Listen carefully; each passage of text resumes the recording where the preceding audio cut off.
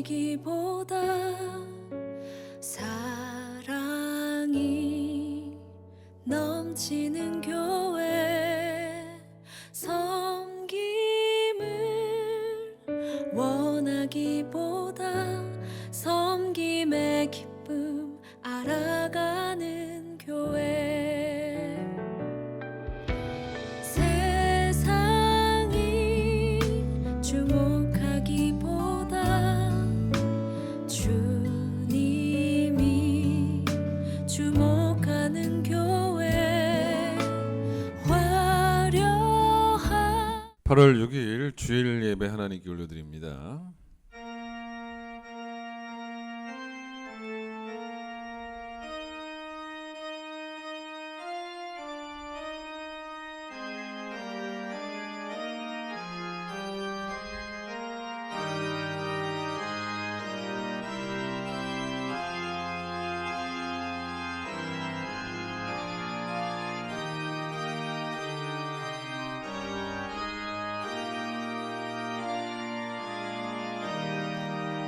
할렐루야. 우리 하나님을 찬양하는 일이 선함이요 찬송하는 일이 아름답고 마땅하도다.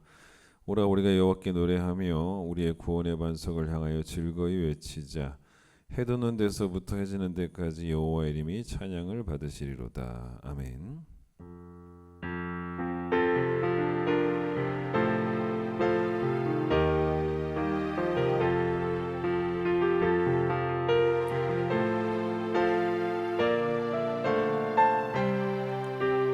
왕이신 하나님 높임을 받으소서.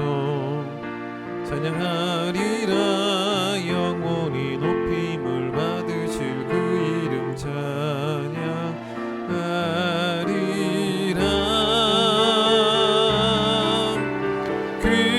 그리스도 진리로 나으리네.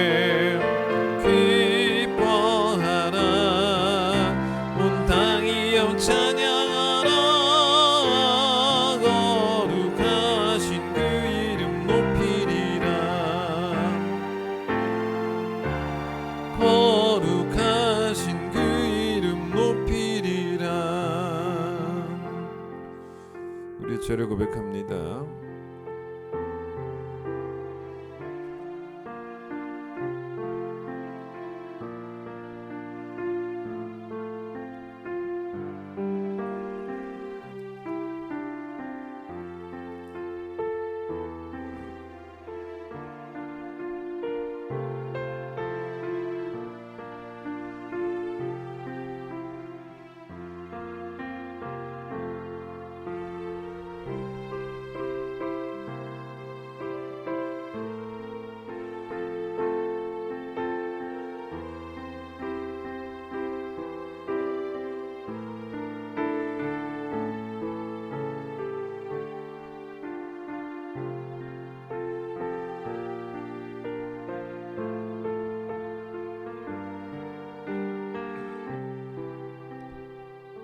여호와는 긍휼이 많으시고 은혜로우시며 노하기를 도대하시고 인자하심이 풍부하시도다. 우리의 죄를 따라 우리를 처벌하지는 아니하시며 우리의 죄악을 따라 우리에게 그대로 갚지는 아니하셨으니 동이 서에서 먼 것 같이 우리의 죄가를 우리에게서 멀리 옮기셨느니라. 아멘. 신앙 고백합니다. 나는 전능하신 아버지 하나님 천지의 창조주를 믿습니다. 나는 그의 유일하신 아들 우리 주 예수 그리스도를 믿습니다. 그는 성령으로 잉태되어 동정녀 마리아에게서 나시고 본디오 빌라도에게 고난을 받아 십자가에 못 박혀 죽으시고 장사된 지 사흘 만에 죽은 자 가운데서 다시 살아나셨으며 하늘에 오르시어 전능하신 아버지 하나님 우편에 앉아 계시다가 거기로부터 살아있는 자와 죽은 자를 심판하러 오십니다. 나는 성령을 믿으며 거룩한 공교회와 성도의 교제와 죄를 용서받는 것과 몸의 부활과 영생을 믿습니다. 아멘. 210장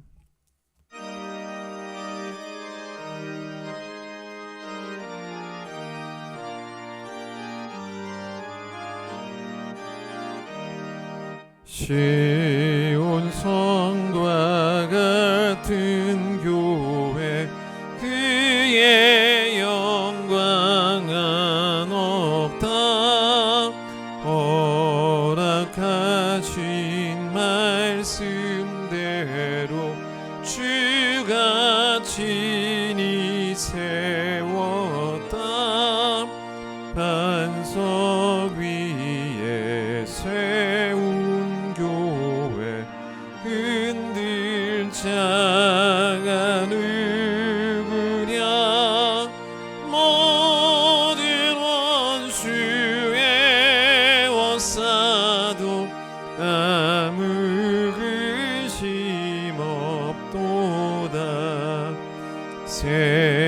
생명샘이 솟아나와 모든 성도 마시니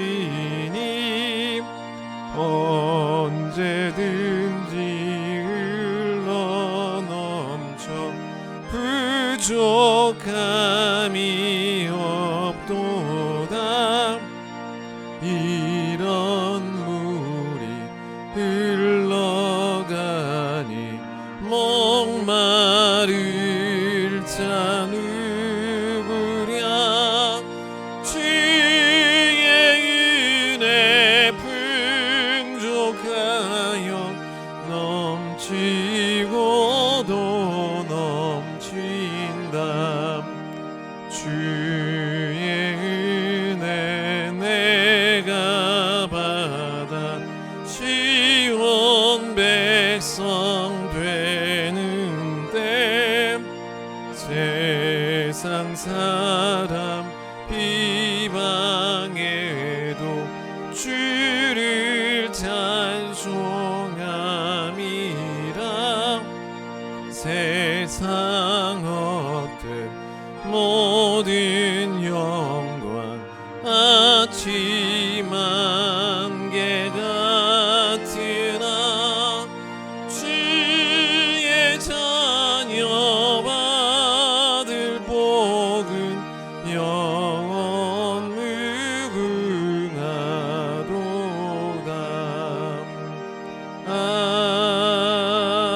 아멘.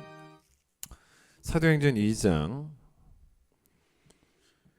41절로 47절, 사도행전 2장 41절로 47절 말씀을 제가 읽도록 하겠습니다. 그 말을 받은 사람들은 세례를 받음에 이날에 신도의 수가 3,000이나 더하더라. 그들이 사도의 가르침을 받아 서로 교제하고 떡을 떼며 오로지 기도하기를 힘쓰니라. 사람마다 두려워하는데 사도들로 말미암아 기사와 표적이 많이 나타나니 믿는 사람이 다 함께 있어 모든 물건을 서로 통용하고 또 재산과 소유를 팔아 각 사람의 필요를 따라 나눠주며 날마다 마음을 같이하여 성전에 모이기를 힘쓰고 집에서 떡을 떼며 기쁨과 순전한 마음으로 음식을 먹고 하나님을 찬미하며 온 백성에게 칭송을 받으니 주께서 구원받는 사람을 날마다 더하게 하시니라. 아멘. 최영호 집사님 기도하시겠습니다. 홀로 영광 받으시기에 합당하신 하나님, 그 높고 존귀하심을 경배합니다. 때를 따라 일용할 양식을 주시고 기쁠 때나 힘들 때나 언제나 변함없는 은혜를 주심으로 하루하루 살아갈 힘과 기쁨과 평안을 주시는 내주 하나님 아버지를 찬양합니다. 가장 높은 곳에 계시면서 가장 낮은 마음을 사랑하시는 하나님, 오늘 거룩한 11주년 창립 기념 주님을 맞아 낮고 겸손한 마음으로 주님께 나와 예배 드리고자 하오니 저희 예배를 기뻐 받아 주시옵소서. 은혜로우신 하나님, 저희 허락하신 교회를 위해 기도드립니다. 이 집은 살아계신 하나님의 교회요 진리의 기둥과 터니라 하신 말씀처럼 주님이 세우신 이 교회를 통해 하나님을 보여주시고 이곳에서 진리의 말씀이 선포되게 하시니 감사를 드립니다. 저희 교회가 거짓 교사나 이단으로부터 진리를 파수하는 교회가 되게 하시고 저희 교회 또한 에베소 교회처럼 진리로 충만한 교회가 되기를 소원합니다. 보좌에 앉으신 하나님과 어린 양 예수께 성령과 진리로 예배하는 교회가 되게 하시고 생명을 살리기 위해 전도하고 선교하는 일에 주력하는 교회가 되게 하여 주시옵소서. 주님, 저희 교회가 주님을 닮아 사랑이 넘치는 교회가 되기를 원합니다. 이곳에 찾아드는 모든 성도들이 아름다운 사랑의 교제를 통해 행복을 누리게 하시고 언제나 사랑과 행복이 넘쳐나는 교회가 되게 하여 주시옵소서. 초기 예루살렘 교회처럼 사랑의 떡을 떼고 격려하고 위로하는 공동체가 되게 하시옵시고 주일학교가 무너지는 이 시대에 다음 세대를 준비시키는 비전 공동체가 되기를 원하옵나이다. 차세대에도 사회를 향해 주님의 선한 영향력을 미치며 사랑을 전하는 교회가 될 수 있도록 주님께서 인도하여 주시옵소서. 주님, 세우신 이 교회에 복음의 부흥을 갈망합니다.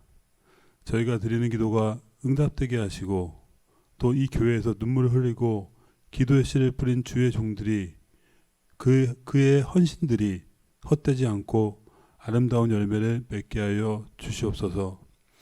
온 성도들이 주변 사람들에게 칭찬받아 구원 얻는 자들이 날마다 더하는 은총을 허락하여 주시옵소서. 구역과 전도회가 선한 일에 열심히 품고 총력 전도하여 날마다 교회가 부흥되게 하시고 온 성도들이 믿음의 선한 싸움을 싸워 사탄의 일을 대적하게 하시고 사랑과 선행으로 서로 격려하는 공동체 될 수 있도록 주님 큰 축복 내려 주시옵소서. 주님, 이 시간 저희 죄를 회개합니다. 항상 죄를 가득히 안고 주님께로 나아옵니다. 저희들 염치도 없고 자격도 없는 백성들이지만 저희들 큰 깊은 교회를 통하여 주시는 말씀으로 주님을 사랑하고 주님을 알게 되었으니 주님 저희를 긍휼히 여겨 주셔서 죄를 용서하여 주시고 십자가의 보혈로 저희를 정결케 하여 주시옵소서. 늘 기도로서 회개하는 저희들 되게 하여 주시고 힘쓰고 애써 간절히 주님께 다가가려고 노력하는 복된 성도들 될 수 있도록 은혜 내려 주시옵소서. 공의로우신 하나님, 저희 교회 선교를 위해 기도드립니다. 단기 선교팀이 지난주에 방글라데시로 떠났습니다. 저희 교회가 하늘의 뜻이 이 땅에서 이루어지도록 선교와 전도에 힘쓰는 교회 되기를 원하오며 기도드립니다. 이번 선교에 헌신하는 귀한 손길들 주님께서 처음부터 끝까지 함께해 주시며 이번 선교도 복되고 뜻깊은 선교가 될 수 있도록 성령으로 인도하여 주시옵소서. 11명의 선교팀 돌아오는 시간까지 건강과 안위 주님께서 지켜주시옵소서. 예배드리는 시간입니다. 오늘도 단위에 세우신 목사님 강한 팔로 붙드사 하나님의 귀한 말씀을 전하실 때에 저희 모두가 말씀 앞에 변화되는 새로운 역사가 일어나게 하시고 말씀마다 주님의 굳건한 깊은 사랑이 저희 가슴속 깊이 전해질 수 있도록 이 시간 성령님께서 함께하여 주시옵소서. 사랑의 하나님, 오늘도 예배를 위해 교회를 위해 애쓰는 모든 손길들 은혜와 축복으로 함께하여 주시옵소서. 또한 오늘 이 자리에 함께 예배드리지 못하는 형제 자매들과 병마로 고통받고 있는 이들에게도 치유와 회복의 시간이 되게 하시고 어려운 상황으로 물질적으로 근심하는 성도들에게도 주님의 축복과 평안함으로 늘 함께하여 주시옵소서. 감사드리오며 이 모든 말씀 우리 주 구주 예수 그리스도 이름으로 기도드렸습니다. 아멘.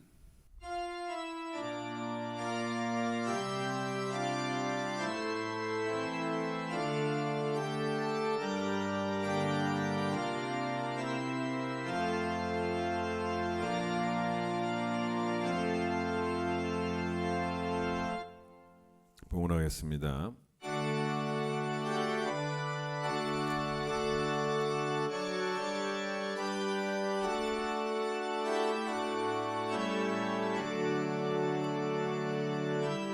내게 있는 모든 것을 아낌없이 드리네. 사랑하고 의지하며 주만 따라 살리라. 주께 드리네. 주께 드리네.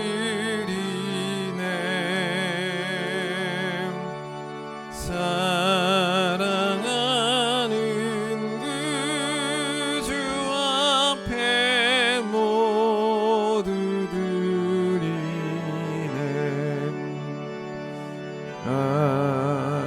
아멘. 하나님, 오늘 주의 거룩한 날에 주의 택한 백성들이 주 앞에 나와 겸손하게 예배드리게 하심을 감사합니다. 우리를 낮추고 하나님을 높이는 예배가 되게 하여 주시고 겸손한 마음으로 하나님의 은혜를 인정하며 나의 나됨을 주님 덕분이라고 고백할 수 있는 귀한 예배가 될 수 있도록 주님 도와주셔서 주님만 높임 받으시고 주님만 영광 받으시는 귀한 예배가 되어지기를 간절히 소망합니다. 주의 날 주 앞에 나올 때 주님께 드리는 예물이기 때문에 정성을 다하여 준비한 예물입니다. 마음의 중심의 고백을 주께서 받아주시고 하나님 흠양하시는 거룩한 향기가 되기를 소망합니다. 기뻐 받아주시며 아름답게 사용되어지기를 간절히 기도하며 예수님의 이름으로 기도드립니다. 아멘. 예, 오늘은 우리 교회 창립 11주년입니다. 작년에 우리가 10주년 기념을 했고요. 또 1년 지나서 11주년이 되었습니다. 계속 우리 교회를 위해서 여러분 기도해 주시고 또 교회 좋은 일꾼들 되어 주시기를 바랍니다. 단기 선교 중입니다. 이번 주 수요일에 돌아오는데요. 지난 목요일에 출발했고요. 방글라데시에서 안전하고 또 많은 열매를 얻고 돌아오는 귀한 선교가 되어줄 수 있도록 여러분 계속 위해서 기도해 주시기를 바랍니다. 찬양하겠습니다.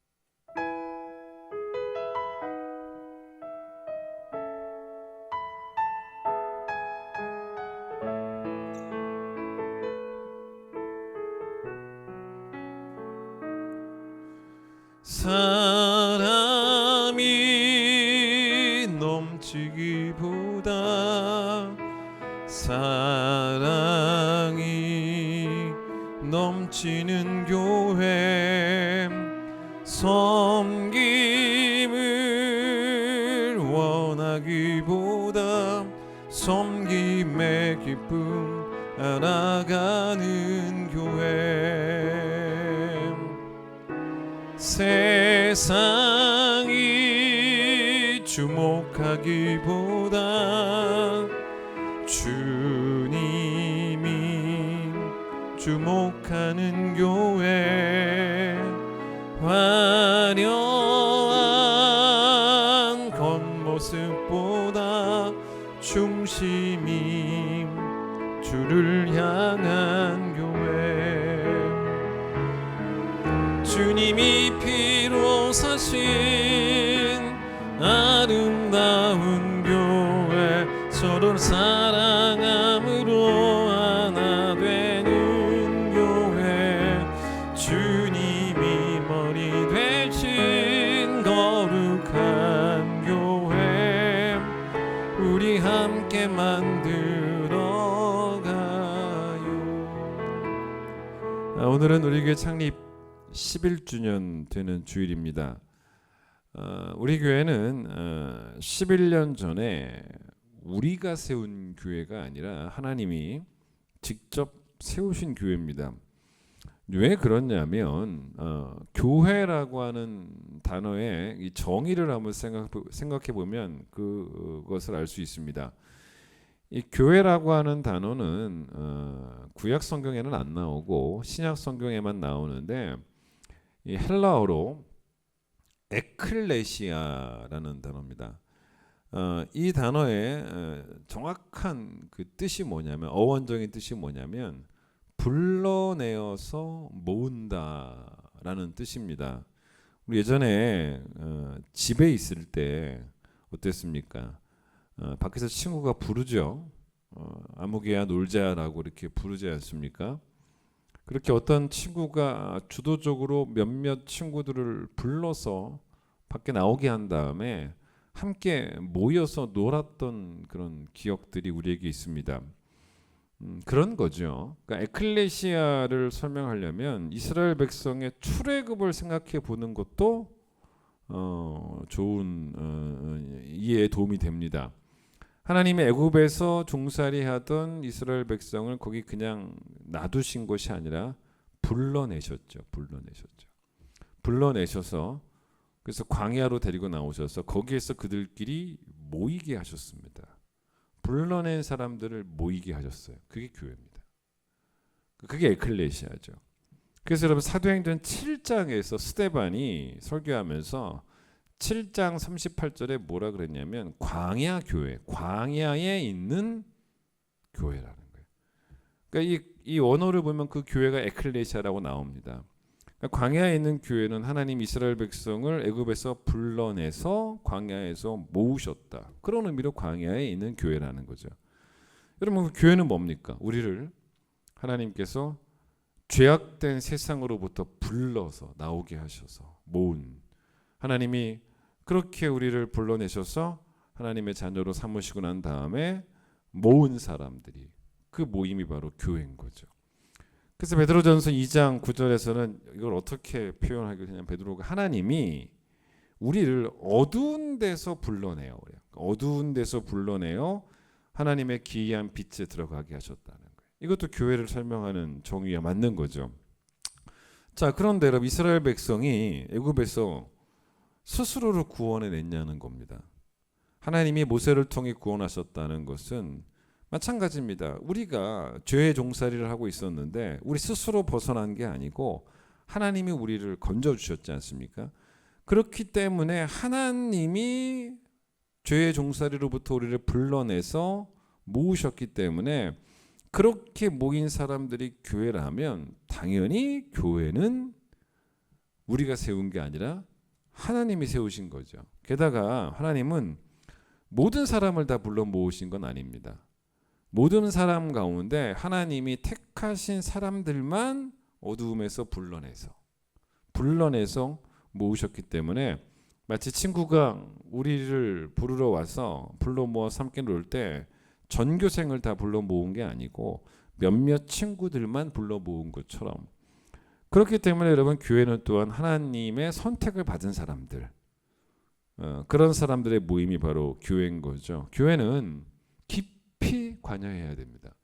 교회는 출석만 하면 안 되고 깊이 들어와 있어야 돼요. 성도를 교회의 지체라고 할 때 몸에 붙어 있기만 하는 지체는 없습니다. 각각의 지체들은 열심히 몸 전체를 위해서 적극적으로 행동을 하지 붙어 있기만 한 지체는 없습니다. 모든 성도는 그런 의미로 구경꾼이 돼서는 안 되고요. 참여자가 돼야 되는데, 그렇기 때문에 우리는 교회를 사랑해야 되는 거예요. 사랑하지 않으면 참여하지 않습니다. 사랑하지 않으면 구경만 합니다. 여러분, 만약에 이런 예를 들어보세요. 아이가 물에 빠졌는데 사랑하지 않으면 쳐다만 봅니다. 부모가. 근데 사랑한다면 뛰어들어가서 구합니다. 행동이 적극적으로 바뀌죠. 몸에 전혀 관심이 없는 지체라면 그냥 붙어 있기만 할 거라는 거죠. 그러나 적어도 우리가 아는 이론적으로 몸의 지체는 뭡니까? 모두 다 하나도 빠짐없이 모든 지체들이 다 몸을 위한 열정이 있어요. 그래서 우리 교회도 보면 처음부터 멀리서 우리 교회를 오신 분들도 몇 가정 있어요. 근데 여러분, 그런 분들도 있지만 여기 살다가 멀리 이사간 분들도 계신데, 멀리서도 여전히 우리 교회를 오시는 분들도 있단 말입니다. 그분들이 처음에 우리 교회를 선택을 할 때는 그들에게는 우리 교회가 먼 교회가 아니었잖아요. 가까이 있는 교회였죠. 가까이 있는 교회라는 이유가 선택의 이유 중 하나였을 겁니다. 그런데 그렇게 그게 이유가 중요했다면 이사 가면 거기도 교회 있지 않습니까? 가까운 교회 있습니다. 그러나 이제 그분들을 볼 때마다 분명한 것이 뭐냐면, 그 세월만큼 교회를 향한 사랑이 깊어졌기 때문에 가깝다고 가고 그렇게 되지는 않더라는 거죠. 얼마나 제가 그분들 보면 좋은지 몰라요. 김동호 목사님이 그분의 책에서 이런 이야기를 하더라고요. 들어보세요. 우리는 정말 교회를 좋아하고 사랑했다. 지금도 이 글을 쓰는데 마음이 뜨거워지고 눈에 눈물이 고인다. 우리가 다닌 청량리 중앙교회는 가난한 산동네 산 중턱에 있는 교회였는데 비만 오면 교회로 올라가는 언덕길이 빗물에 파이곤 하였다. 우리는 비만 오면 약속이나 한 듯 새벽에 교회로 갔고 가마니에 흙을 퍼담아 파인 길을 메워놓고 학교에 가곤 했었다. 식목일이 되면 꽃 한 폭이라도 심겠다고 교회로 모였고, 심을 것이 없으면 괜스레 이 나무를 뽑아 저기에 심고 저 나무를 뽑아 여기에 심고 하면서 온종일 교회에서 살았다. 우리는 정말 교회가 좋았다. 그랬다는 거죠. 오늘 본문은 초대교회의 모습입니다. 초대교회는 성경에서 묘사할 때 적어도 사도행전 4장까지는 이상적인 교회로 묘사가 됩니다. 5장부터는 조금 문제가 생겼지만 4장까지는 그렇습니다. 무엇보다 이 교회 성도들은요, 교회를 너무 사랑했습니다. 숫자도 꽤 많았던 것 같아요. 근데 꽤 많은 성도들이 다 교회를 사랑했던, 그러다 보니까 사랑하니까 이 헌신하는 일에 집중을 합니다. 구경꾼이 없었고 다 참여자였다는 거죠. 그래서 어떤 교회가 되어야 하는가에 대한 정답 중 하나가, 최근에 우리 주변에 있는 많은 교회들이 우리 큰 기쁨 교회 롤 모델이 되는 건 아니고요. 우리 큰 기쁨 교회 롤 모델로 삼을 수 있는 교회는 초대 교회일 수 있다는 거죠. 그래서 오늘 몇 가지로 설명을 하려고 하는데, 이 교회가 성도들이 교회를 너무 사랑해서 어떤 헌신을 했는가를 좀 우리가 배우면서 우리 교회도 그런 교회가 되기를, 또 성도들이 그런 성도가 되기를 바라는 마음으로 말씀을 준비했는데, 첫 번째는 이 교회는 그리스도께 헌신한 교회였다는 것입니다. 그걸 알 수 있는 게 41절을 보시면, 베드로의 설교를 듣고 난 다음에 세례를 받은 사람들이 이날에 3,000명이나 더해졌는데, 이 사람들이 적어도 2장, 3장, 4장을 보면 꾸준합니다. 꾸준해요. 자, 여러분, 세례를 받는다는 것은 뭘 의미하냐면 평생 그리스도를 떠나지 않겠다는 결단입니다. 근데 여러분, 이 시대를 생각해 보세요. 초기 기독교는 엄청난 박해가 있었습니다. 그럼에도 불구하고 수많은 사람들이 그 박해 한복판에서 세례를 받았다라는 것, 쉬운 일이 아닙니다. 요즘처럼 이렇게 평안할 때 세례 받는 게 아닙니다. 박해 속에서 세례를 받았다는 것, 숨어서 받았겠죠. 그렇게 박해 속에서 수많은, 그것도 여러분 3,000명입니다. 3,000명이라는 사람이 세례를 받았다고 이날에. 여러분, 이건요 장관입니다. 3,000명이 엄청난 숫자죠. 엄청난 숫자입니다. 근데 이 3,000명 모두가, 여러분 생각해 보세요. 진리에 대해서 눈치를 보지 않는, 진리에 대한 용기, 진리를 향한 용기, 진리를 향한 담대함이 있었던 사람이라는 거죠. 그리스도의 이름으로 세례를 받는다라는 것의 의미는, 내가 이제부터는 그리스도께 속했습니다. 그 결단이에요. 그 고백입니다. 여러분, 그래서 일평생 그리스도를 떠나지 않겠다는 그런 결단이었죠. 바울이 정말 참아내기 힘든 거는 그가 당한 고난이 아니었습니다. 바울이 정말 참아내기 힘들었던 게 뭐냐면 그의 팬들이었습니다. 팬들을 참아낼 수가 없었습니다. 그래서 바울이 어떤 이야기를 하냐면, 고린도 교회 상대로, 고린도 교회는 초대교회 같지 않았다는 거죠. 문제가 많은 교회라고 말을 하면서, 이 교회 성도들 가운데 일부는 어떤 사람들이 있었냐면, 나는 절대로 목에 칼이 들어와도 바울을 떠나지 않겠습니다. 이런 사람들이 있었다는 것입니다. 그게 뭡니까? 바울파예요. 그게 바울파입니다. 근데 바울이 이제 바울파, 아볼로파, 게바파, 베드로파죠. 게바파, 그리스도파 같은 선상에 둡니다. 바울파, 아볼로파, 게바파, 그리스도파라고 말한 이유는, 성도들이 그리스도도 사랑하고 다른 사역자들도 사랑했다. 그리스도를 더 사랑하고 다른 사역자들은, 목회자들은 조금 그거보다는 덜 사랑했다. 그런 의미는 아니었다는 거죠. 그렇게 말할 정도라면 바울이 보기에는 어땠냐면, 이 성도들이 그리스도를 믿는다고는 말은 하는데 바울을 믿고 있더라는 거죠. 그리스도를 믿는다고 말을 하는데 아볼로를 실제적으로 믿고 있는 거랑 다름없더라는 겁니다.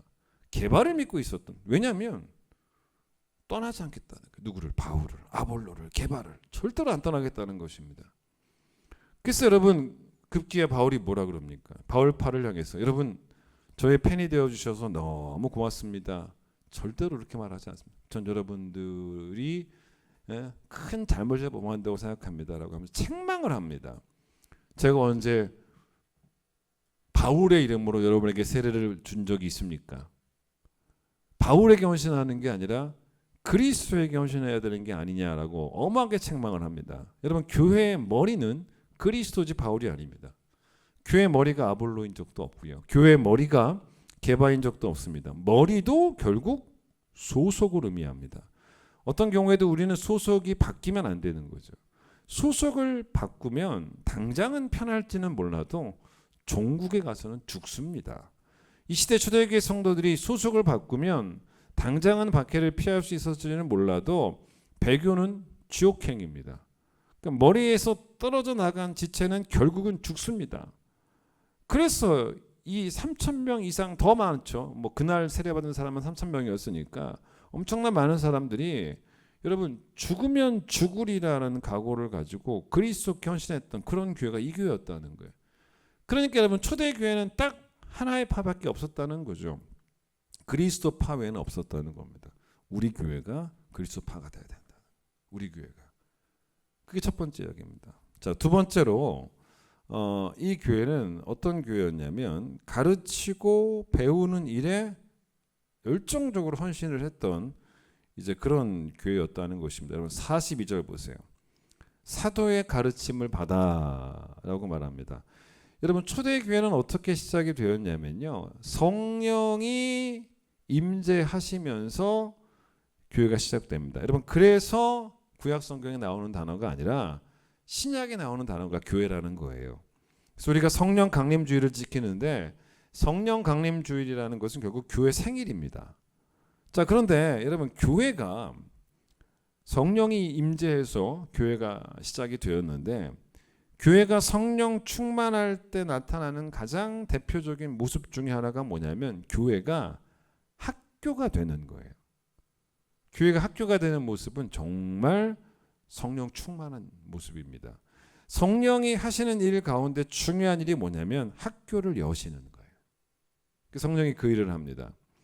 성령은 진리 영이기 때문에 성령은 가르칩니다. 가르치는 영이에요.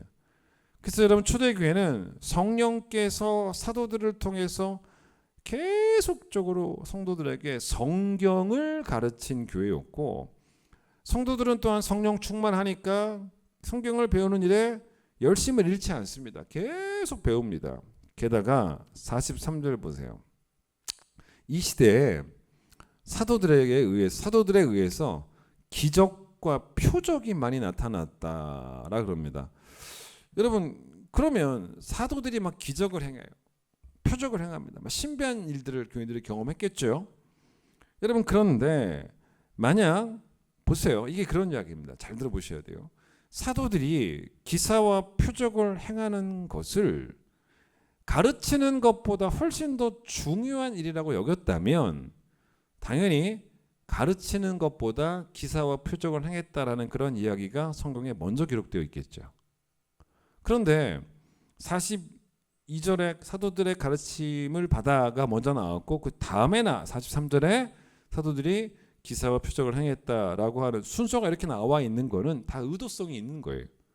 무슨 말이냐면 왜 사도들을 통해서 기사와 표적이 많이 나타났냐면 결국 여러분 이 기사와 표적은 뭘 의미하냐면 사도들의 교사로서의 권위를 확증해 주는 역할을 한 거예요.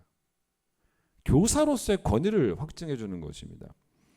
그래서 여러분 성도들은 기사와 표적 때문에라도 더 열심히 사도들에게 말씀을 배웠다는 거죠. 말씀을 가르칠 수 있는 권위가 있는 사도라고 생각하면서 여러분 초대교회가 말씀은 없고 신비한 체험과 기사와 표적만 가득했던 교회라고 절대로 오해하시면 안 됩니다. 분명히 여러분 42절에 초대교회는 철저하게 말씀 중심의 교회였다라고 나와 있지 않습니까? 여러분 우리의 믿음의 대상은 하나님입니다. 그런데 여러분 우리가 하나님을 제대로 믿으려면 하나님을 제대로 알아야 되는 거죠. 근데 하나님은 우리가 이 자연을 통해서도 배울 수가 있습니다. 그걸 신학적으로 자연 계시라고 한다는 거죠. 여러분 계시라는 것은 하나님이 적극적으로 하나님을 나타내신 거예요. 그래서 하나님이 나타내셨기 때문에 우리가 하나님을 알 수 있게 되는 거죠. 근데 여러분 하나님이 창조하신 그 창조 세계에는 하나님의 전능하심이 들어 있습니다. 그러나 여러분 자연 계시만으로 절대로 하나님을 충분히 알 수는 없습니다. 특별히 보세요. 믿음은 들음에서 나는데 믿음은 봄에서 나는 게 아니에요. 자, 무슨 말이냐면 구원받는 믿음을 생각해요. 구원받는 믿음을 우리가 구원받을 믿음이 필요한데 구원받는 믿음을 설악산 본다고 믿음이 생깁니까? 그게 아니지 않습니까? 설악산을 봄으로가 아니라 말씀을 들음으로입니다. 그러니까 여러분 우리가 구원을 받으려면 예수 그리스도가 십자가에 못 박혀 죽으시고 3일 만에 부활하신 복음을 알아야 되는데 여러분 창조 세계를 보면서 복음을 배울 수 있습니까? 창조 세계에 복음이 들어있습니까? 여러분 하나님이 창조하신 저 우주를 바라보니 거기에 십자가의 도가 보입니까? 그건 오바죠. 그렇진 않습니다.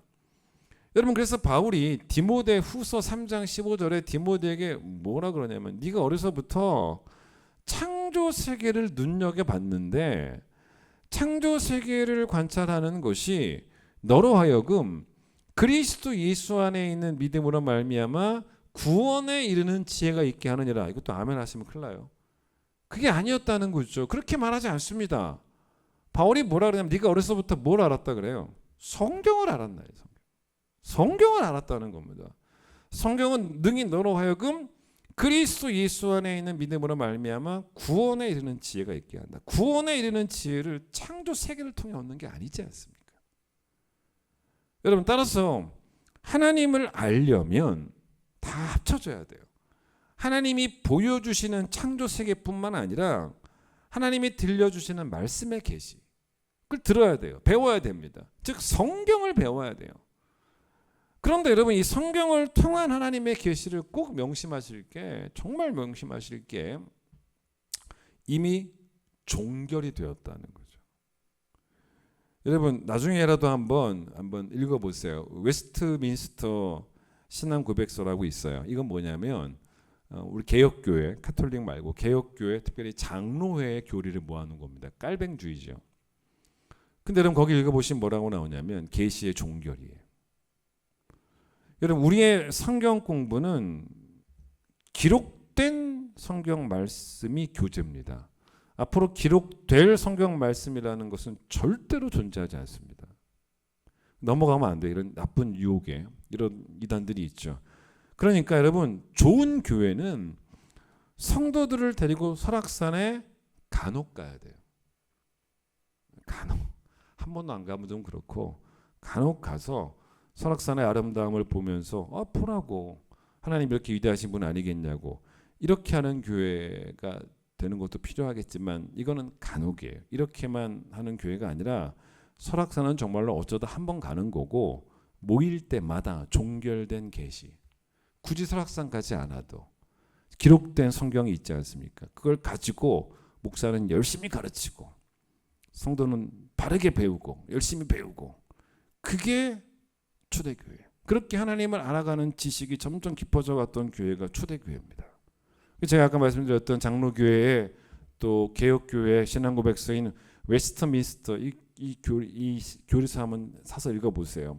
거기에 뭐라고 나오냐면 성경에 관해서 이렇게 기록한 부분이 있습니다. 들어보세요. 성경은 신앙적 진리의 최상의 기준이며 모든 신앙의 논쟁을 종결짓는 최상의 재판관은 성경을 통해 우리에게 말씀하시는 성령님이시다. 딱 맞는 말입니다. 무슨 말이냐면 일단 성경이 우리의 신앙적 진리의 최상의 기준일 뿐만 아니라 당연히 유일한 기준이죠.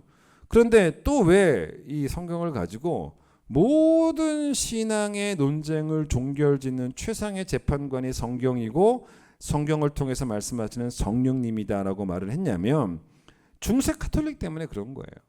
중세 카톨릭에는 성경이 없었습니다. 왜냐하면 중세 카톨릭에서의 그 무고한 흠이 없는 신앙의 재판관은 누군지 아십니까? 교황이었다는 거예요. 무고한 신앙의 재판관은 교회 회의였어요. 그러니까 이게 왜 문제였냐면 교회 위에 성경이 있어야 되는데 성경 위에 교회의 전통, 교회 회의가 있었고 성경 위에 성직자, 교황이 있었다는 거죠. 여러분 그러다 보니까 어떤 기가 막힌 일이 벌어졌냐면 교황이 그리고 잘 보세요. 이게 얼마나 문제입니까? 교황이 그리고 교회 회의가 교리를 만들어냅니다. 그 말은 결국 어떤 말이냐면 성직자와 교회가 성경을 가르치고 성경을 배우는 교회, 이미 종결된 계시인 성경을 가지고 가르치고 배우는 그런 교회가 아니라 성경을 만들어내는, 하나님의 계시를 오히려 만들어내는, 말도 안 되는 그런 성직자 교회가 되어버린 거예요. 그래서 깔뱅이 여러분 기독교 강의에서 이 부분을 지적을 하면서 어떤 말을 하냐면 열왕기상 22장 이야기를 하더라고요. 지금 카톨릭 교회의 교회 회의는 구약의 거짓 선지자들의 모임과 다를 바가 뭐가 있겠냐는 거예요. 열왕기상 22장 보시면 아합 왕이 회의를 소집하는데 누구를 모으는 줄 아십니까? 자기에게 좋은 말만 할 400명의 선지자들을 불러 모읍니다. 여러분 이들이 한 일이 뭡니까? 아합 왕에게 와서 좋은 소리만 해줍니다. 여러분 그러다 보니 이 400명의 뜻이 딱 일치가 돼요. 그러니까 이들과 다른 이야기를 했던 미가야, 이 사람은 참 선지자예요. 근데 오히려 미가야를 이 400명이 정죄를 합니다. 여러분 진리가 거짓을 정죄하는 것이 아니라 거짓이 진리를 정죄를 합니다. 여러분 로마 카톨릭 교회의 그 교회 회의가 말씀이 없는 구약의 거짓 예언자들의 모임과 다를 바가 뭐가 있겠냐. 그렇게 깔뱅이 기독교 강요에서 맹렬히 비난을 합니다. 여러분 그러니 이 중세 카톨릭의 모습은 전혀 초대교회적이지 않잖아요. 여러분 우리가 정말 개혁교회를 다니는 것을 다행스럽게 여길 것이 우리가 성경을 보면 확인하고 있지 않습니까? 종교개혁은 뭐냐면 다시 기본으로 해. Back to the basic이에요. 초대교회로 돌아가자는 거예요. 초대교회는 어떻게 했습니까? 이렇게 가르치고 배웠다는 거죠. 성경을 가지고. 바울이 골로새서 3장 16절에서 뭐라고 말하냐면 그리스도의 말씀이 너희 속에 풍성히 거해서 모든 지혜로 피차 가르치며, 사도 바울도 이렇게 말을 하는데 여러분 사도 바울이 우리 속에 언제 성직자의 생각이, 교황의 생각이, 목사의 생각이 이런 말 했습니까? 우리 속에 교회의 전통이, 교회 회의의 결과가 풍성히 거하여 아닙니다. 여러분 교회는 중요해요. 교회가 중요하니까, 교회는 중요하니까 성경의 지도를 받아야 되는 거예요. 예? 교회의 머리가 그리스도죠. 그 말은 뭐냐면 교회는 예수의 영이신 성령에게서 성경을 배워야 된다. 우리가 사람답게 살고 성도답게 살려면 다른 거 필요 없습니다. 성경만 있으면 돼요. 오늘도 여러분이 큰기쁨 교회 와서 목사님 통해 말씀을 배우고 그 말씀이 정말 잘 들린다면 여러분은 복 있는 사람이에요. 가르치고 배우는 일에 헌신하는 교회가 좋은 교회이기 때문에 목사는 성경 붙잡고 늘 씨름하고 그렇게 해서 정확하게 해석하고 풀어낸 말씀을 가지고 성도들을 강단에서 잘 가르치고 선포하는 그런 교회, 말씀의 생명샘이 늘 솟아나와서 모든 성도들이 충분히 마시는 교회, 언제든지 흘러넘쳐 부족함이 없는 그런 교회, 그런 교회가 우리 교회가 되어야 되고 그런 교회가 초대교회였다는 거예요. 여러분 세 번째로 이 초대교회는 서로에게도 헌신을 했다는 것입니다. 첫 번째 그리스도께, 두 번째 가르치고 배우는 일에, 세 번째 서로에게 헌신을 합니다. 이 성도 간에 쉽게 표현하면 우리가 아는 표현으로 교제가 아주 깊었다는 거죠. 여러분 그런데 성도 간의 교제는 다양하게 묘사할 수 있지만 특별히 이제 오늘 본문에서는 특별히 뭘 하나 강조했냐면 구제하는 일을 강조합니다. 구제에 열심을 냈다는 것입니다. 가난한 사람을 나 몰라라 하지 않고, 그래서 여러분 4장 32절 보세요. 4장 32절을 보시면 이 교회가 참 좋은 태도가 있었죠. 이게 되면 구제할 수 있어요. 여러분 잘 보세요. 32절 믿는 무리가 한 마음과 한 뜻이 되어 모든 물건을 서로 통용하려면, 이게 가능하려면 그 다음 게 돼야 돼요. 그게 뭡니까? 자기 재물을 조금이라도 자기 것이라 하는 이가 없어야 되는 거예요. 내 재물은 내 게 아니니까 얼마든지 나눌 수 있었다는 거죠. 그런 교회였습니다. 이러다 보니까 이 교회는 분위기가 좋았어요. 그게 뭐냐면 가난한 사람들도 도움을 받으면서 부끄러워하지 않는 거예요. 또 부자들도 거만해하지 않습니다. 얼마나 분위기 좋게 구제를 받습니까? 그게 교제죠. 근데 여러분 이 고린도후서 8장 보시면 바울이 어떤 말을 하냐면 마게도냐에 있는 교회들, 몇몇 교회가 있어요. 가난한 교회들이었습니다. 근데 이 교회를 칭찬을 하는데 뭐라 그러냐면 이 교회는 가난했지만 예루살렘의 성도들 가운데 이제 어려운 사람들이 생기니까 자기들보다 더 가난한 사람들이 생기니까 이 교회의 성도들을 위해서 뭐 적극적으로 구제를 합니다. 지역 교회적으로 같은 교회에 묶여 있지는 않지만 같은 아버지 하나님을 모시고 있는 또 같은 교회니까 구원 자원해서 구제를 합니다. 그러면서 이 고린도후서 8장 4절에 이런 말을 이걸 좀 기억해야 돼요. 뭐라고 나오냐면 이 성도 섬기는 일에 참여함에 대해서 우리에게 간절히 구했다는 거예요. 자기들도 이 사람들 도울 수 있도록 좀 해달라라고 바울에게 부탁을 했다는 것입니다. 그런데 여기에 이 참여함이라는 단어를 좀 집중할 필요가 있는데 요거를 좀 설명을. 이 참여함이라는 단어를 헬라어 원어를 보니까 그게 뭔지 아십니까? 코이노니아예요. 그러니까 여러분 이 코이노니아는 신약 성경에서 대부분 다 뭐라고 번역이 되어 있냐면 교제라는 단어로 번역이 되어 있습니다. 근데 여러분 정말 진정한 교제는 뭐냐면 참여라는 거예요. 잘 보세요. 이걸 아셔야 돼요. 여러분 교회에서의 교제가 뭡니까? 서로에게 헌신하는 게 뭡니까? 초대교회가 서로에게 헌신하는 게 뭡니까? 맘 맞는 사람들끼리만 어울리는 그런 모임은 아니었다는 거죠. 맘 맞는 사람들끼리 모여가지고 함께 차 마시고 커피 마시고 영화 같이 보고 뭐 같이 놀러 가고 그런 수준의 교제는 아니었다는 거예요. 이 마게도냐 교회들의 성도들이 예루살렘 교회의 성도들을 돌봐주려고 할 때 이름도 모르고 성도 모르는 사람들이었을 거예요. 잘 아는 사람이어서가 아니라 잘 알아서가 아니에요. 알든 모르든 도움이 필요한 사람들임을 알았다면 그거를 지나칠 수 없었다는 거죠. 그래서 그 도와주는 일에 적극적으로 참여를 했다는 것입니다. 성경은 이런 참여를 코이노니아, 교제라고 하는 거예요. 여러분 초대교회가 서로에게 헌신을 할 때 이 교회는 성도의 숫자가 참 많은 교회였기 때문에 다시 보세요. 45절 보세요. 45절에 2장 45절에 보시면 또 재산과 소유를 팔아 각 사람의 필요를 따라 나눠줬다는 건데 여기 중간에 누가 꼈던 것 같아요. 보세요. 재산과 소유를 직접 팔아서 내가 아는 사람한테 갖다 줬다기보다는 자 보세요. 4장으로 가보십시오. 4장 보면 뭐라고 나오냐면 34절 보세요. 그 중에 가난한 사람이 없으니 이는 밭과 집 있는 자는 팔아 그 판 것의 값을 가져다가 사도들의 발 앞에 뒀을 때 사도들이 나눠줬다는 거예요. 이렇게 나와 있지 않습니까? 여러분 그러면 잘 보십시오. 이게 뭐냐면 이게 바로 참여함이에요. 그러니까 자기의 재산을 가져온 사람들이 뭐 요즘으로 말하면 목사님 꼭 그 사람에게 주세요라고 나랑 뭐 친분이 있는 누군가를 꼭 집어서 말한 게 아니고 목사님 이 교회에 도움이 필요한 사람 누구든지 주세요. 참여한 거예요. 그게 교제라는 거예요. 우리 교회 교인들을 보면요 어떤 분들은요 참 저는 그러면 대단하다고 봅니다. 교회 장례가 나면 평소에 뭐 같은 구역도 아니고 뭐 잘 알고 지낼 수 있었던 그런 상황이 아니었음에도 불구하고 무조건 다 조의금을 보내는 그런 분들도 계시고요. 뭐 장례식장에도 직접 가는 분들도 많이 계시고 그렇습니다. 이게 뭡니까? 참여함이에요. 참여함. 이게 교제입니다. 그래서 여러분 성경의 교제를 이야기할 때는 어떤 표현을 쓰냐면 들어보세요.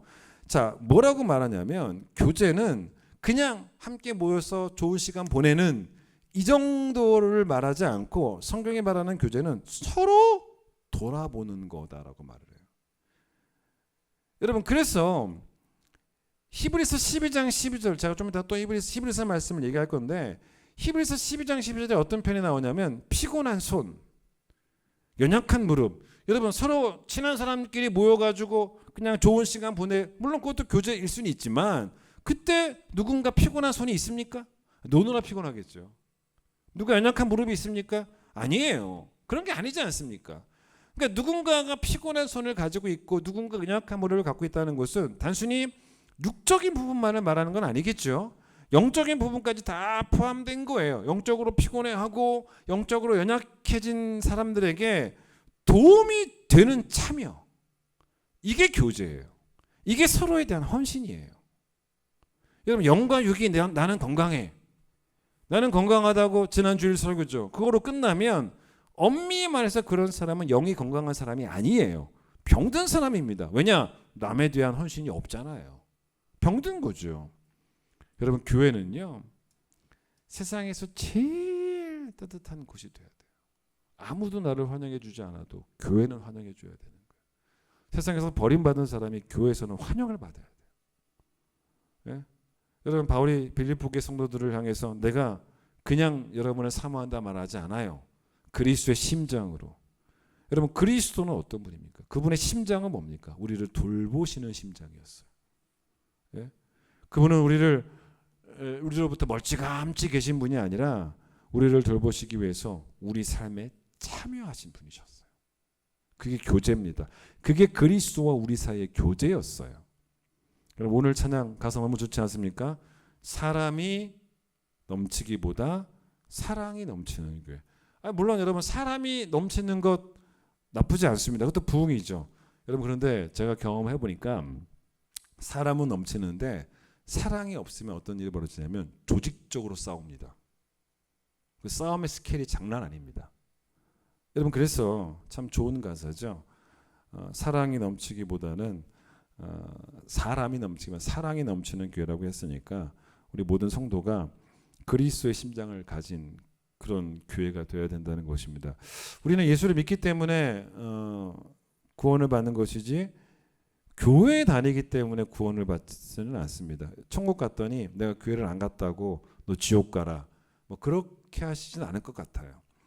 근데 여러분, 교회에 다니기는 하는데 예수를 믿지 않으면 지옥 가겠죠.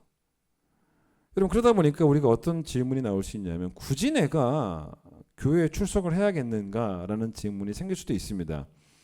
근데 여러분, 우리가 교회에 속해야 되는 이유, 교회에 적극적이어야 되는 이유는 천국 가기 위해서가 아니라는 거죠. 이거를 바울이 빌립보서 3장 20절에서 뭐라 그랬냐면, 빌립보서 이야기를 함께 묶어보시면 알 수 있어요. 빌립보서 3장 20절에서 우리의 시민권은 하늘에 있다는 거예요. 이미 천국 시민권을 확보해 놨다는 겁니다.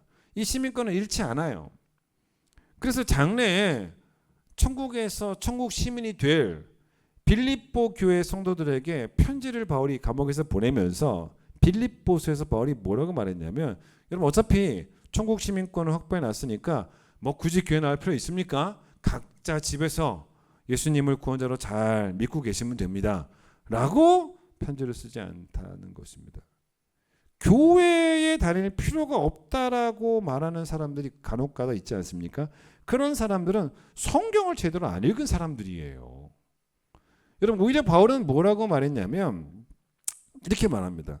천국 시민권을 이미 확보해 놨지만 천국 시민의 삶은 그날에 천국 가서 하는 게 아니고 이 땅에서부터 당장 시작을 해야 된다는 거예요. 그러니까 이 땅에서 당장 천국 시민의 삶을 시작하라고 천국 시민권을 은혜로 주셨다는 것입니다. 여러분, 이 땅에서 당장 천국 시민권을 가진 자로서 살아가십시오. 이 말을 제가 풀어놓은 거예요. 이게 뭘 풀어놓은 거냐면 원어를 제가 풀어놓은 겁니다. 자, 천국 시민의 삶을 이 땅에서도 지금 당장 시작해야 됩니다라고 하는 이 말씀은 제가 빌립보서 1장 27절을 원문대로 쉽게 풀어놓은 거예요. 원래 거기는 뭐라고 나오냐면 오직 너희는 그리스도의 복음에 합당하게 생활하라. 한글 성경 봐서는 모릅니다. 근데 이 생활하라가 헬라어로 폴리티오마이라는 단어인데, 원래 바울은 생활하다라는 단어를 쓸 때 이 단어를 원래 보통 안 써요. 페리파테오라는 단어를 씁니다. 예를 들어 빌립보서, 똑같은 빌립보서의 3장 18절에서 어떤 사람들은 그리스도의 십자가의 원수로 행한다. 이 행한다가 페리파테오입니다. 그런데 그리스도의 복음에 합당하게 생활하라라고 말할 때 그 생활하라는 폴리티오마를 썼다는 겁니다. 왜 그러냐면 이 단어에 특별한 의미가 있어요. 이 단어는 어떤 의미로 보통 쓰이냐면 시민 역할을 감당한다는 거예요. 그러니까 딱 어울리지 않습니까? 천국 시민의 역할을 지금부터 감당해야 되기 때문에, 여러분, 저도 세금을 냅니다. 뭐 국세도 내고 뭐 지방세도 내는데 대한민국 국민 역할도 하기 위해서 국세를 내는 걸 거고, 또 파주 시민으로서 제가 지방세도 내겠죠. 여러분, 성경은 천국에 오기만 하면 된다가 아니라 천국 시민이 될 때까지 이 땅에서 천국 시민으로 살아야 된다를 가르치고 있는데, 그게 교회에 나와야 되는 이유예요. 교회에 속하고 교회에 참여해야 되는 이유입니다. 그래서 이런 빌립보서에서 바울이 말하는 복음에 합당한 생활 가운데 상당히 많은 부분이 뭐냐면 성도 간의 교제예요. 그거 하라는 거예요. 그걸 바울이 빌립보서에서 뭐라 그러냐면 서로 돌아보아. 서로 돌아보아. 적극적인 참여를 하라는 것입니다. 예? 여러분 감옥에 있는 바울을 성도들이 돌봐줬어요. 그게 빌립보서입니다. 바울이 얼마나 기뻐합니까? 필요한 것들을 교인들이 보내줍니다. 서로 돌아본 거죠. 그게 바로 복음에 합당한 생활이라는 거예요. 여러분 그래서 히브리서 10장 25절에 모이기를 패하지 말라 그래요. 자꾸 교회를 모이라는 겁니다. 그 이유가 왜 그러냐면 바로 24절에 바로 앞에 나와요. 그래야 서로 돌아보아. 그러니까 여러분 그렇기 때문에 이 서로에 대한 헌신이 당연히 교회는 있어야 된다는 거죠. 네 번째로 여러분 초대교회는 기도하는 일에 헌신하는 교회였습니다. 42절 보세요. 거기 뭐라고 나오냐면 다시 2장 42절 끝에 보시면 오로지 기도하기를 힘썼다라는 것입니다. 여러분 교회에 별명이 하나 있죠. 만민이 기도하는 집입니다. 전망대라는 이름이 있어서 올라가 봤더니 앞에 건물이 다 가려져 있어서 아무것도 볼 수 없다면 이름만 전망대일 뿐이죠. 실제로는 전망대가 아닙니다. 마찬가지래요. 교회가 되려면 성도들이 기도하러 모여야 돼요. 그 얘기입니다. 여러분 어디서든 기도할 수 있지만 교회는 기도하기에 참 좋은 환경을 제시합니다. 교회에서만 기도할 수 있는 건 아니지만 교회에서도 꼭 기도를 해야 된다는 거죠. 좋은 환경 아니겠습니까? 예수님이 마가복음 11장에서 뭐라고 말씀하시냐면 성전에서 뭐 여러 가지 물건을 팔던 사람들을 다 상을 뒤집어 엎으시면서 뭐라고 하셨냐면 내 집은 강도의 소굴이 아니라 만민이 기도하는 집이다라고 말씀하신 것도 공간적인 이야기 아니겠습니까? 이 공간을 장사하는 데 쓰지 말고 기도하는 데 쓰라는 거예요. 예배당을 기도하는 일에 쓰라는 것입니다. 얼마나 기도하기 좋은 환경을 제공합니까? 제가 이번에 성경학교 때 각 부서들 그 성경학교 좀 찾아가 봤거든요. 근데 소년부를 이제 밤에 갔는데 소년부 이제 예배 설교 끝나고 이제 전사님이 이제 기도회를 인도하시는데 전사님이 그런 말을 하시더라고요. 애들 보고 우리 눈을 감고 기도를 하자는 거예요. 우리 보통 눈을 감지 않습니까? 근데 소년부 전사님이 뭐라고 말씀하시냐면 물론 성경에 반드시 눈을 감고 기도하라는 말은 안 나온다는 거예요. 맞아요. 눈 뜨고 기도할 수도 있는 거죠. 그런데 눈을 감으면 더 집중이 된다는 거예요. 눈을 감으면 주변 것들이 안 보이면 더 기도에 집중할 수 있다는 거죠. 맞는 이야기 아닙니까? 교회는 기도하기 최상의 환경이에요. 그러니까 여러분 언제든지 교회를 가까이 하시면서 기도하러 오시라는 거예요. 그게 초대교회였다는 것입니다. 여러분 나쁜 환경에 휘둘리는 것도 문제지만 좋은 환경에 덕을 보는 건 좋은 거예요. 그게 교회 기도하러 오는 그게 바로 네 번째죠. 마지막으로 이 교회는 세상에도 헌신을 합니다. 여러분 그게 뭐냐면 전도했다는 거죠. 그러니까 불러 모았죠. 불러 모은 사람들을 다시 세상으로 보낸 곳이 바로 교회였다는 것입니다. 여러분 그래서 맨 끝에 보세요. 2장 47절 하나님을 찬미하며 누구에게? 온 백성에게 칭송을 받으니라고 말할 때 여러분 온 백성들 가운데는 물론 이들을 박해한 사람도 있었지만 칭송한 사람도 있었다는 거죠. 그래서 결과적으로 칭송을 받으니 구원받는 사람이 날마다 더해졌다는 것입니다. 여러분 초대교회는 박해만 받지 않았고 칭찬도 받았다는 거죠.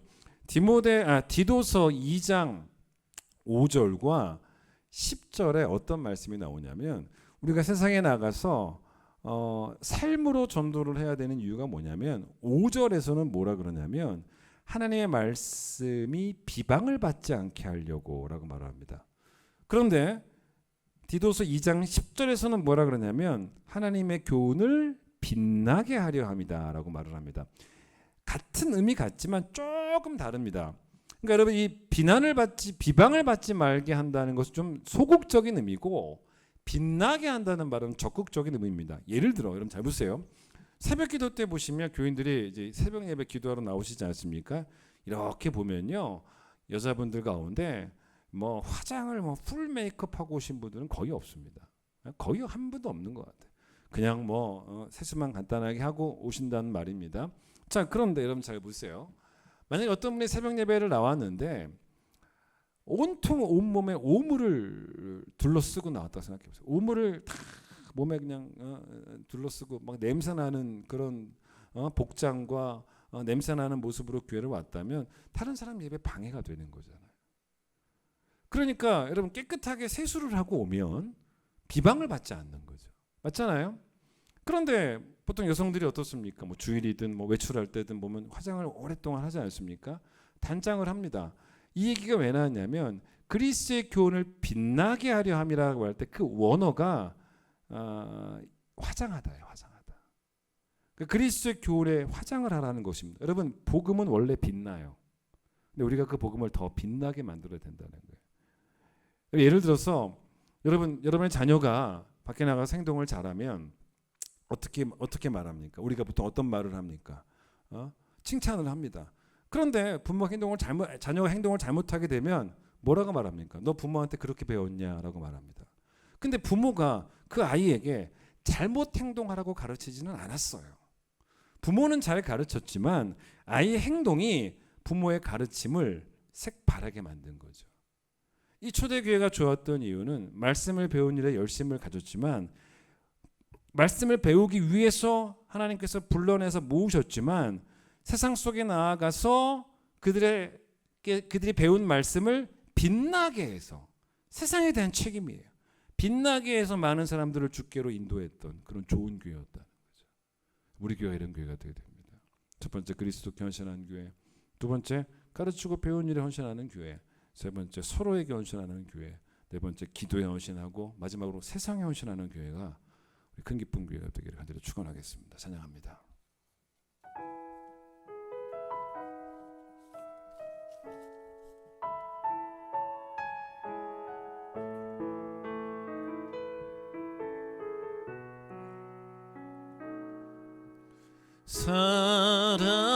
사람이 넘치기보다 사랑이 넘치는 교회, 섬김을 원하기보다 섬김의 기쁨 알아가는 교회, 세상이 주목하기보다 주님이 주목하는 교회, 화려한 겉모습보다 중심이 주를 향한 교회, 주님이 피로 사신 아름다운 교회, 서로를 사랑함으로 하나 되는 교회, 주님이 머리 되신 거룩한 교회, 우리 함께 만들어가요.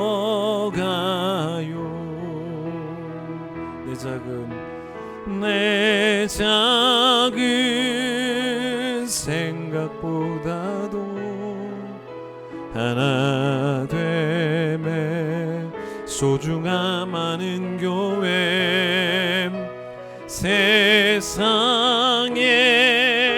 알려지기보다 서로가 서로를 깊이 아는 교회, 주님이 피로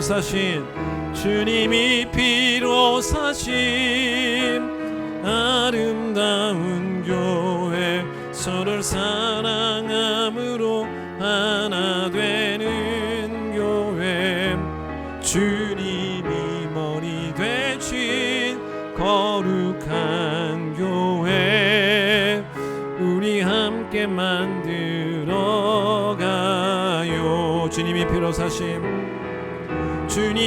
피로 사신 아름다운 교회, 서로를 사랑함으로 하나 되는 교회, 주님이 머리 되신 거룩한 교회, 우리 함께 만들어가요.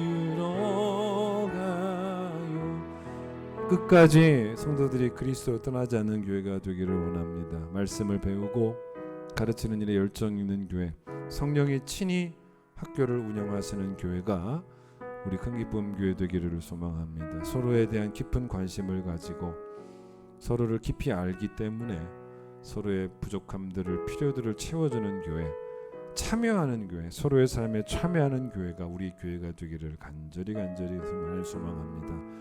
교회는 만민이 기도하는 집이라 말씀하셨사오니 성도들이 여기 모여서 기도하게 하여 주시고, 하나님 세상에 나아가서는 그리스도의 교훈을 빛나게 하는 삶을 살 수 있도록 주님 도와주셔서 세상 속에서 칭송을 받고, 그래서 우리 때문에 구원받는 사람의 수가 날마다 더해지는 세상에 헌신하는 그런 교회가 우리 큰기쁨 교회가 되게 하여 주시옵소서. 이전에 예수님 놀라우신 은혜와 하나님의 사랑과 성령의 역사하심이 우리 교회와 우리 성도들 위해 함께하여 주시길 간절히 축원하옵나이다. 아멘.